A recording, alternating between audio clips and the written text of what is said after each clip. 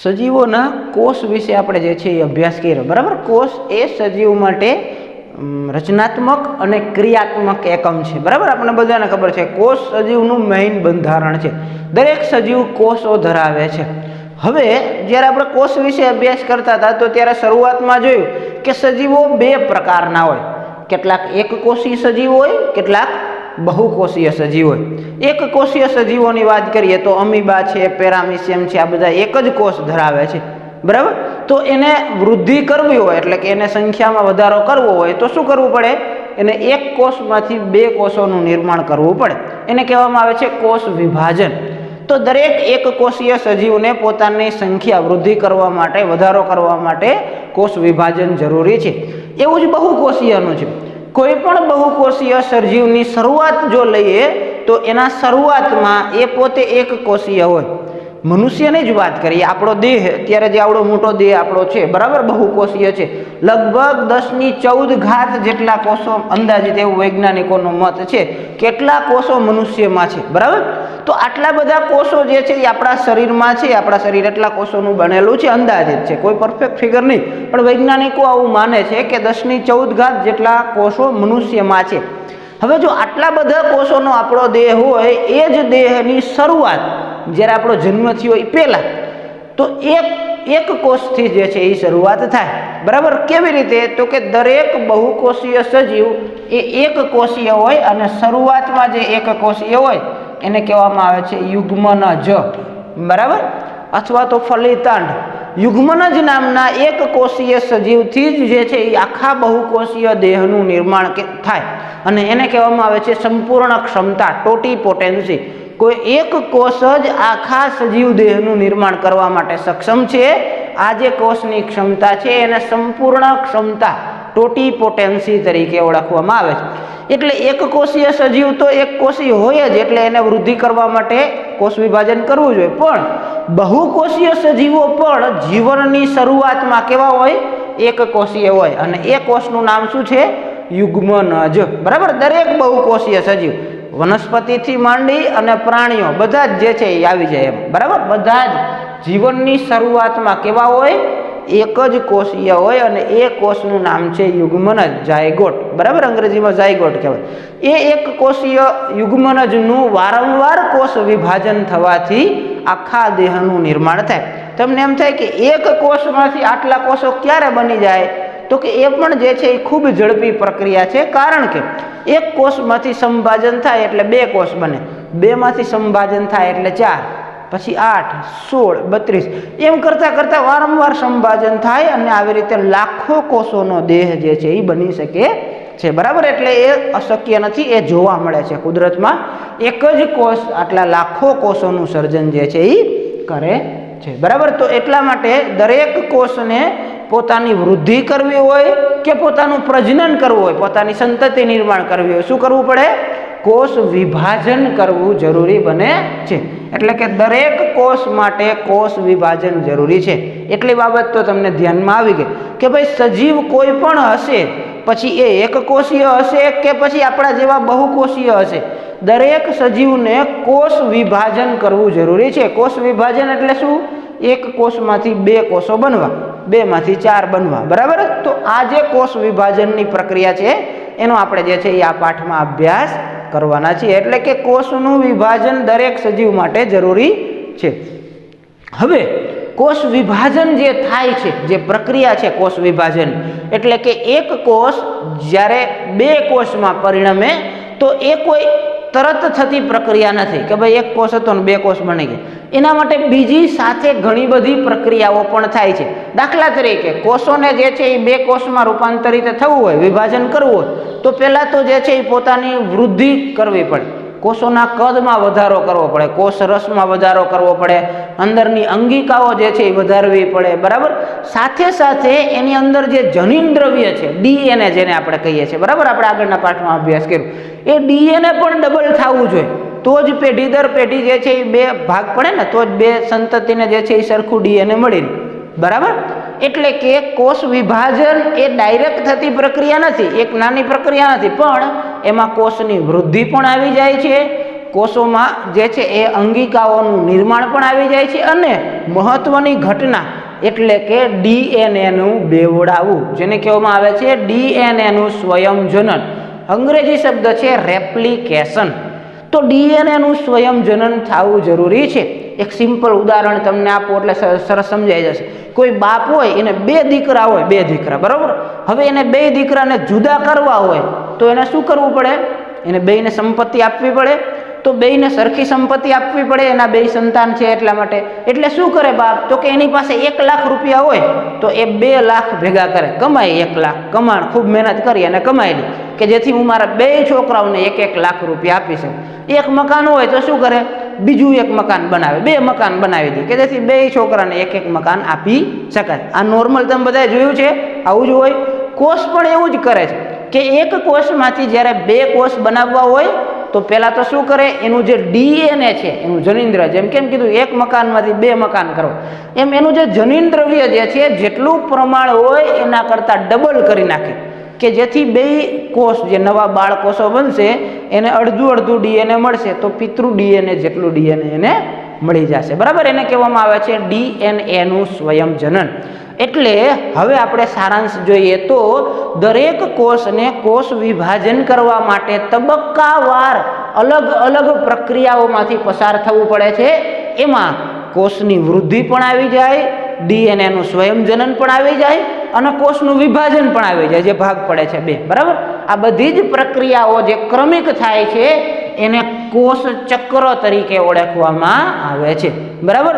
દરેક કોષ જે છે એ પોતાના જીવનકાળમાં કોષ ચક્રના તબક્કાઓમાંથી પસાર થતો હોય.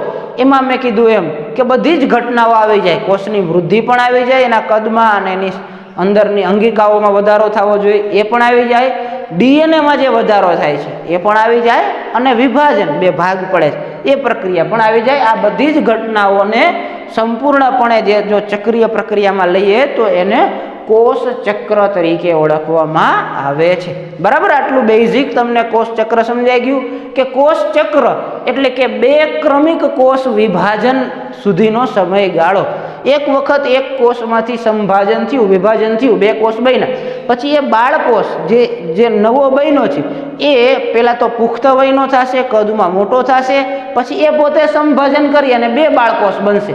તો એમાંથી પોતે બાળકોષ બન્યો ત્યારથી લઈ અને એને નવા 2 બાળકોષો બનાવ્યા ત્યાં સુધીનો જે આખો ચક્ર, જે ચક્રીય ગાળો જે છે એ ચક્રીય ગાળાને કોષ ચક્ર તરીકે ઓળખવામાં આવે છે. હવે આ કોષ ચક્રનો સમયગાળો બધા જ સજીવોમાં એક સરખો હોતો નથી. એક ઉદાહરણ લઈએ એટલે તરત સમજાઈ જશે કે ભાઈ મનુષ્ય છે તો એમાં કોષ ચક્રનો સમયગાળો 24 કલાકનો છે. 24 કલાક મતલબ કે મનુષ્યમાં જે કોષની વિભાજનની પ્રક્રિયા છે એટલે કે એક કોષ, બાળકોષનો અત્યારે જન્મ થયો, સમજો કે આપણું ચામડીનું જ એક ઉદાહરણ તમને સરળ સમજાવ કે અહીંયા નવો બાળકોષ એક અત્યારે બન્યો છે. કેટલા વાગ્યા? તો તમે કહેશો કે ભાઈ 9 વાગ્યા ઉદાહરણ તરીકે. તો 9 વાગ્યાથી આજની તારીખથી એ બાળકોષ બન્યો, એ નવા 2 બાળકોષોનું સર્જન ક્યાં સુધીમાં કરશે? તો કે આવતીકાલે સવારે 9 વાગ્યા સુધીમાં બરાબર. સમયગાળો જુદો જુદો ગમે તે લઈ શકે બરાબર. એટલે કે ટોટલ કેટલો ટાઈમ થયો? 24 કલાકનો સમયગાળો થયો. કોઈ પણ કોષને જન્મથી લઈ અને 2 નવા બાળકોષ બનાવી શકે એવી ક્ષમતા પ્રાપ્ત કરે ત્યાં સુધીનો સમયગાળો કેટલો હોય? 24 કલાકનો સમયગાળો જે છે એ જોવા મળે છે. આ જ સમયગાળો ઈસ્ટ માટે કેટલો છે? તો કે 90 મિનિટનો છે બરાબર. એટલે કે ઈસ્ટ પોતે 90 મિનિટમાં પોતાના 2 નવા બાળકોષોનું સર્જન કરી નાખે. વળી નવા 2 બાળકોષો બન્યા હોય એ બીજી 90 મિનિટમાં પાછા 2 બીજા બાળકોષોનું સર્જન કરે. એટલે દરેક સજીવમાં કોષ વિભાજનનો સમયગાળો સરખો હોતો નથી. મનુષ્યમાં કોષ વિભાજન 24 કલાક હોય તો ઈસ્ટમાં 90 મિનિટ હોય. કેટલાક બેક્ટેરિયામાં કોષ વિભાજનનો સમયગાળો સેકન્ડોમાં હોય બરાબર, ખૂબ ઝડપથી વૃદ્ધિ પામતી. તો કહેવાનો મતલબ કે દરેક સજીવ જે છે એનો કોષ ચક્રનો સમયગાળો જુદો જુદો હોય. મનુષ્યમાં એ 24 કલાકનો છે, જ્યારે ઈસ્ટમાં કોષ ચક્રનો સમયગાળો 90 મિનિટનો જોવા મળે છે બરાબર. આટલું બેઝિક ધ્યાનમાં આવ્યું. હવે આપણે જોઈએ કે ભાઈ કોષ ચક્રના જુદા જુદા તબક્કાઓ ક્યાં ક્યાં છે, કોષ ચક્રમાં જે છે એ શું મુખ્ય જોવા મળે છે. તો તો કોષ ચક્ર આમ તો કન્ટિન્યુઅસ પ્રક્રિયા છે, ક્રમિક પ્રક્રિયા છે, પણ આપણે સમજવા માટે એને બે ભાગમાં વિભાજિત કરીએ છીએ. એક છે આંતરાવસ્થા અથવા તો એને કહીશું વિશ્રામી અવસ્થા, અને બીજી જે છે એ પ્રક્રિયા છે એમ તબક્કો, માઇટોસિસ જેને કહેવામાં આવે છે. બરાબર, અંગ્રેજી શબ્દ યાદ નહીં રાખો તો ચાલશે. એમ તબક્કો, વિભાજન ગાળો, આપણે ગુજરાતીમાં કહીએ એમ એટલે કે માઇટોસિસ, કોષ વિભાજન, વિભાજનનો ગાળો અથવા તો વિભાજન તબક્કો. અને આગળનો તબક્કો છે આંતરાવસ્થા. એક સિમ્પલ જે છે એ ચક્ર દ્વારા સમજીએ એટલે ધ્યાનમાં આવશે કે ભાઈ કોઈ પણ એક બાળકોષ છે, હજી નવો જ બન્યો છે, બરાબર, તો એ બાળકોષ પોતે વૃદ્ધિ કરી અને પોતાના જે છે એ નવા સંતતિ નિર્માણ કરી શકે ત્યાં સુધીની જે ઘટના છે, આ આખી ઘટનાને આંતરાવસ્થા કહેવામાં આવે છે. એમ તબક્કો એટલે કે એક કોષમાંથી બે કોષ બન્યા એટલો ગાળો એને કહેવામાં આવે છે એમ તબક્કો. હવે સમયગાળાની દ્રષ્ટિએ જોઈએ તો ખરેખર કોષનું વિભાજન ક્યાં થાય છે? એમ તબક્કામાં થાય. આંતરાવસ્થામાં તો કોષ શું કરે છે? ખાલી વૃદ્ધિ કરે છે, પૂર્વ તૈયારી કરે છે. આપણે કેવું હોય તો કહી શકાય કે વિભાજન માટેની પૂર્વ તૈયારી એટલે કે આંતરાવસ્થા. ખરેખર વિભાજન ક્યાં થાય છે? એમ તબક્કામાં. એકમાંથી બે કોષ ક્યાં બને છે? એમ તબક્કામાં બને છે. તો ખરેખર કોષ વિભાજન થાય છે એમ તબક્કામાં, પણ કોષ વિભાજનનો જે ગાળો જે છે મેઇન એમ તબક્કો એ ટૂંકો છે, જ્યારે આંતરાવસ્થાનો સમયગાળો છે એ ખૂબ મોટો છે. એક સિમ્પલ એક્ઝામ્પલ દ્વારા સમજીએ તો માનવનો કોષ ચક્રનો ગાળો કેટલો છે? 24 કલાક. એમાંથી આંતરાવસ્થા કેટલો ટાઈમ ચાલે? તો કે આંતરાવસ્થા 23 કલાક ચાલે અને એમ તબક્કો 1 જ કલાકનો. 1 કલાકમાં એમ તબક્કો પૂરો થઈ જાય, બાકીની 23 કલાક આંતરાવસ્થાનો ગાળો છે.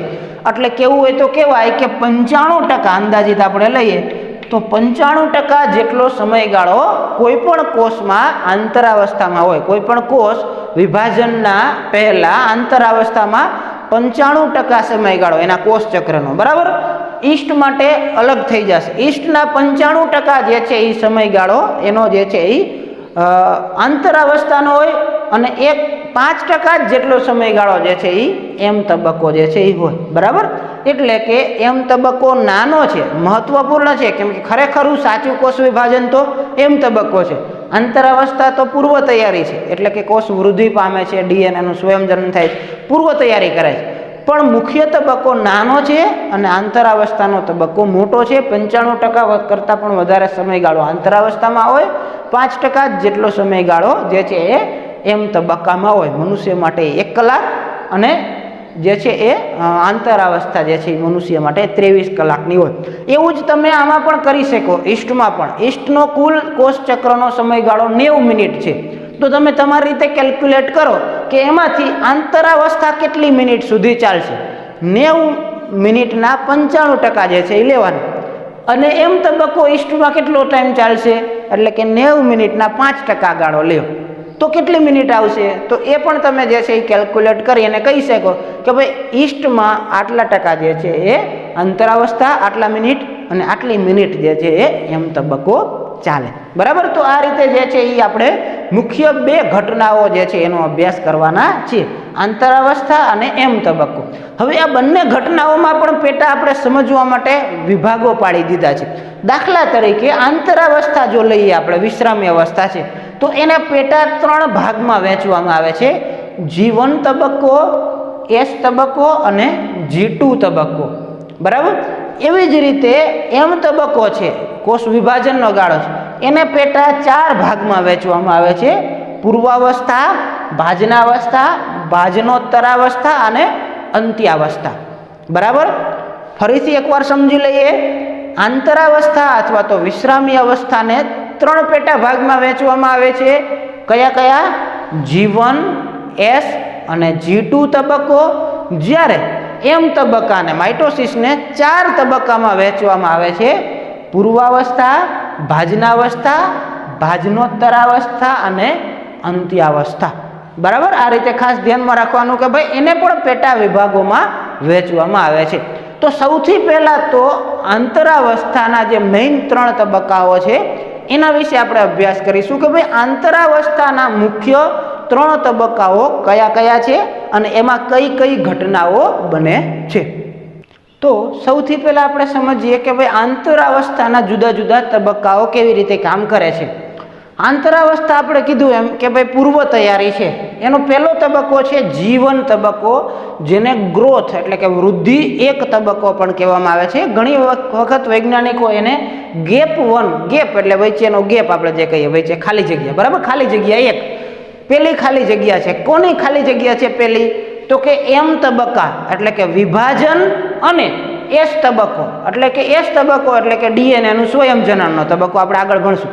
તો એક સમભાજનનો ગાળો અને ડીએનએ ના સ્વયંજનન એ બે વચ્ચેનો જે ગેપ છે, બે વચ્ચેની જે ખાલી જગ્યા છે એ તબક્કાને જીવન તબક્કો કહેવામાં આવે છે। બરાબર, સમજાણું? ભાઈ ગેપ શું કામ નામ આપ્યું? કોના વચ્ચેનો ગેપ છે જીવન એટલે? તો કે જીવન એટલે કે એમ તબક્કા એટલે કે વિભાજનનો ગાળો અને એસ તબક્કો એટલે કે સ્વયંજનન, ડીએનએ નો સ્વયંજનન થવાનું છે, એ બે વચ્ચેનો ગાળો છે, વચ્ચેની ખાલી જગ્યા છે, એટલે એને ગેપ 1 તબક્કો પણ કહેવામાં આવે છે। આ તબક્કામાં કોષ ચયાપચયિક રીતે ખૂબ જ સક્રિય હોય। બરાબર, કોષમાં મેઇન ચયાપચયની બધી જ પ્રક્રિયાઓ ચાલુ હોય। કોષ સતત નવા વૃદ્ધિ પામતો હોય, નવા કોષોનું નવી અંગિકાઓનું સર્જન કરતો હોય, એમાં કોષ રસમાં સતત વધારો થતો હોય, એટલે કે સૌથી વધુ સક્રિય કોષ ચયાપચયિક દ્રષ્ટિએ જીવન તબક્કામાં સક્રિય રીતે જે છે એ ચયાપચયિક થતું હોય, ચયાપચયની પ્રક્રિયાઓ જે છે એ થતી હોય, એટલે એને આપણે વૃદ્ધિ એક તબક્કો કીધું છે। વૃદ્ધિ થાય છે, બરાબર, કોષો જે છે એ કદમાં વધારો કરે છે। આ પહેલો તબક્કો છે। હવે બીજો તબક્કો લઈએ, એસ તબક્કો। એસ તબક્કો એટલે સિન્થેસિસનો તબક્કો। સિન્થેસિસ એટલે સ્વયંજનન। કોનું સ્વયંજનન થાય?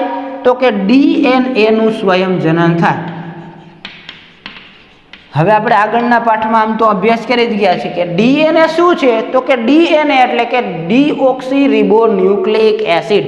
બરાબર, એ ડીએનએ ડીઓક્સીરિબોન્યુક્લિક એસિડ જે વોટસન અને ક્રુકે બેવડું કુંતલાકાર મોડેલ રજૂ કર્યું હતું, એ ડીએનએ સજીવોમાં જનીન દ્રવ્યનું કામ કરે છે। જનીન દ્રવ્ય એટલે શું? તો આપણે પેલા આગળના પાઠમાં લીધું હતું કે ભાઈ પેઢી દર પેઢી જે લક્ષણોનો જે માહિતી લઈ જાય એને જનીન દ્રવ્ય કહેવાય। તો આપણી માહિતી આપણી આગળની પેઢીમાં એક કોષની માહિતી એના પછીના નવા 2 કોષો બને છે, એમાં કોણ લઈ જાય? તો કે એમાં લઈ જવાનું કામ કરે છે ડીએનએ। એટલે ડીએનએ ને આપણે બીજું શું કહીએ છીએ? જનીન દ્રવ્ય કહીએ છીએ। બરાબર, તો એ જનીન દ્રવ્યનું સ્વયંજનન થાય। શું થાય છે? ડીએનએ નું બેવડાવવાની પ્રક્રિયા થાય। બરાબર, ડીએનએ શું થાય છે? બેવડાય છે, એટલે કે ડબલ થાય છે। એટલે કે જો જીવન તબક્કામાં ડીએનએ 2 ક્રોમેટિન હોય, 2C 2 ક્રોમેટિન હોય, તો એસ તબક્કો પૂરો થાય એટલે કેટલું થઈ જાય? 4 ક્રોમેટિન ડીએનએ થઈ જાય। બરાબર, સમજાણું? કે ભાઈ શું થાય છે? ડીએનએ ડબલ થઈ જાય છે। પણ અહીંયા એક બાબત તમારે ખાસ ધ્યાનમાં રાખવાનું છે કે ડીએનએ બેવડાય છે પણ રંગસૂત્રોની સંખ્યા ડબલ થતી નથી। રંગસૂત્રો કેટલા હોય? જેટલા હોય એટલા ને એટલા રહે। તમે એક માનવના રંગસૂત્રોનું તમને બધાને 8, 9, 10 માં ભણી ગયા છો। કેટલા રંગસૂત્રો છે માનવના? તો તમે કહેશો કે 23 જોડ રંગસૂત્રો એટલે કે 46 રંગસૂત્રો છે। બરાબર, તો અહીંયા ડીએનએના સ્વયંજનન વખતે એસ તબક્કામાં રંગસૂત્રોની સંખ્યા બદલાતી નથી। 46 હોય તો 46 રંગસૂત્રો રહે। ફક્ત શું બદલાય છે? ડીએનએ માત્રામાં બદલાય છે, સંખ્યામાં બદલાવ આવતો નથી। ડીએનએ ની માત્રા જો 2 ક્રોમેટિન હોય તો એ કેટલી થઈ જાય છે? 4 ક્રોમેટિન થઈ જાય છે। બરાબર, આવ્યું ધ્યાનમાં? એસ તબક્કા દરમિયાન રંગસૂત્રોની સંખ્યા બદલાતી નથી। ખાસ યાદ રાખજો, બરાબર, ભૂલ ન થાય પરીક્ષામાં। ફક્ત શું બદલાય છે? ડીએનએ ની માત્રા બદલાય છે, એટલે કે 2 ક્રોમેટિનમાંથી 4 ક્રોમેટિન થઈ જાય। 4 ક્રોમેટિન હોય તો કેટલું થઈ જાય? 8 ક્રોમેટિન થઈ જાય। બરાબર, રંગસૂત્રોની સંખ્યા એટલી જ જળવાઈ રહે છે। બરાબર, એસ તબક્કો જે છે એ ખાસ કરીને ડીએનએના સ્વયંજનન માટે જાણીતો છે અને ડીએનએ બેવડાય છે પણ રંગસૂત્રોની સંખ્યા સરખી જળવાઈ રહે છે। બરાબર, ત્રીજો તબક્કો લઈએ, G2 તબક્કો। G2 તબક્કો એટલે કે ગેપ 2 તબક્કો, બીજો ગેપ આવ્યો। હવે ડીએનએનું સ્વયંજનન થઈ ગયું છે અને ફરીથી એમ તબક્કો આવવાનો વાર છે. આ બે વચ્ચેનો જે ગેપ છે એ ગેપને G2 તબક્કો કહેવામાં આવે છે. G2 તબક્કામાં કોષ શું કરે છે તો કે કોષ પ્રોટીનનું સંશ્લેષણ કરે છે કે જે પ્રોટીન એમ તબક્કામાં ઉપયોગમાં આવવાના છે. બરાબર, એટલે કે G2 તબક્કો મેઇન પ્રોટીન સંશ્લેષણ અને બીજી જે પણ એમ તબક્કા માટે જે જરૂરી વસ્તુ હોય એ બધીની પૂર્વ તૈયારી કરવા માટે જે છે એ G2 તબક્કો હોય. બરાબર, એટલે કે G2 તબક્કામાં શું થાય એવું પરીક્ષામાં પૂછાય તમને તો તમે કહી શકો કે ભાઈ એમ તબક્કાની જેટલી પણ પૂર્વ તૈયારી કરવાની હોય પ્રોટીન સંશ્લેષણથી માંડી અને બધી જ પૂર્વ તૈયારી ક્યાં થાય? G2 તબક્કામાં જે છે એ થાય. બરાબર, તો આ રીતે આંતરાવસ્થાના મેઇન 3 તબક્કા G1, S અને G2 તબક્કો જે છે એ જોવા મળે છે. તમને પ્રશ્ન થાય કે હું આંતરાવસ્થાના 3 તબક્કા કહું છું, G1, S અને G2. અહીંયા એક G0 તબક્કો પણ છે, તો એ શું છે ખરેખર? તો એ પણ સમજી લઈએ કે બધા જ કોષો છે એ તરત જ સમભાજન પામતા નથી અને સમભાજન પામ્યા પછી તરત જ આંતરાવસ્થામાં જતા નથી, તરત વૃદ્ધિ પામવા લાગતા નથી. દાખલા તરીકે પ્રાણીઓમાં કેટલાક કોષો એવા છે કે જે જીવનમાં ક્યારેય સમભાજન પામતા નથી અથવા તો જરૂર પડે તો જ સમભાજન પામે છે. દાખલા તરીકે આપણા હૃદયના કોષો છે તો એને જરૂર પડે તો જ સમભાજન થાય, બાકી સમભાજન જીવનભર ક્યારેય થતું નથી હૃદયના કોષો. બરાબર, તો એવા કોષો શું કરે છે તો કે એકવાર સંભાજન થયું એમ તબક્કો થયો પછી એ વિરામી અવસ્થામાં જતા રહે, એને કહેવામાં આવે છે G0. G0 એટલે શું? વિરામી અવસ્થા, વિરામનો સમયગાળો. એમાં કોષ ચયાપચયિક રીતે સક્રિય હોય, ચયાપચયની બધી પ્રક્રિયાઓ કરતું હોય, પણ આ જે પ્રક્રિયાઓ થવાની હોય ડીએનએનું સ્વયંજનન અથવા તો પ્રોટીનનું સંશ્લેષણ કે જે એમ તબક્કાની પૂર્વતા એ કાંઈ કરતું નથી. એટલે કે G1, S અને G2 તબક્કો નથી આવતો, પણ શું કરે છે? ખાલી G0 તબક્કો આવે. એટલે કોષ ચયાપચયિક રીતે સક્રિય છે પણ કોષ વિભાજન માટે નિષ્ક્રિય છે. હવે એમાં વિભાજન થશે નહીં, જરૂર પડશે તો જ થશે, નહીતર થશે નહીં. તો આવા વચ્ચેના સમયગાળા જે વિરામી અવસ્થા છે એને કહેવામાં આવે છે G0 અવસ્થા. બરાબર, તો એ બધાય કોષોમાં નથી, અમુક જ એવા કોષો છે કે જેમાં G0 અવસ્થા આવે છે કે જેમાં કોષ વિરામી અવસ્થામાં છે. હવે એ ડીએનએનું સ્વયંજનન પણ નથી કરતો અને કોષનું વિભાજન પણ કરતો નથી. બરાબર, તો એ પણ જે છે એક વિશેષ તબક્કો તમારા ધ્યાનમાં હોવો જોઈએ. તો આ રીતે આપણે જે છે એ આંતરાવસ્થા વિશે અભ્યાસ કર્યો. નેક્સ્ટ ટાઈમ આપણે એમ તબક્કો શું છે, એના જે પેટા ભાગો છે એ કેવી રીતે કાર્ય કરે છે એનું આપણે આગળના લેક્ચરમાં જે છે એ અભ્યાસ કરશું.